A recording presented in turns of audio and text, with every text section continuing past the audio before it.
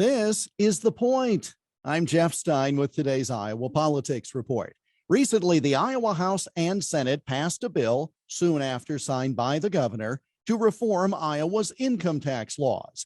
They noted that Iowa's budget surplus was so big, it was only right to return those tax dollars to Iowans. And for what they're worth, polls support the move.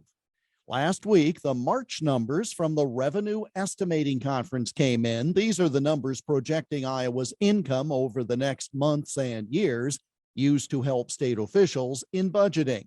Sure enough, the numbers show strong revenue for the next fiscal year. After 2023, though, the revenue numbers drop. Those are the facts. But some on the left, including some in the media with an agenda, said the reduction in revenue was horrible, because it showed that the state could not afford these tax cuts, and so they should not be allowed to go into effect. Well, first, the cuts have trigger points so that if revenues fall below a certain level, corporate tax cuts do not kick in. But more importantly, those screaming because the revenue sky is falling missed the entire point. This is exactly, and I mean almost to the penny, what was supposed to happen. We had too much of a budget surplus, so the state cut the amount of tax dollars paid by citizens. By definition, that means less state revenue.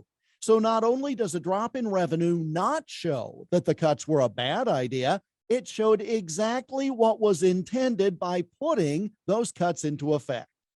Some, you see, are so conditioned to having government be in control that they can't conceive of independent, free-thinking citizens handling their own money.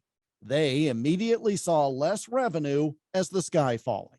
Instead, the reality is that government will not be needlessly expanding because of too much revenue on hand. Instead, we the people can keep more of our money and decide what to do with it ourselves. That's clearly a foreign concept for some who overreacted last week. And that's the Iowa Politics Report for Tuesday, March 15.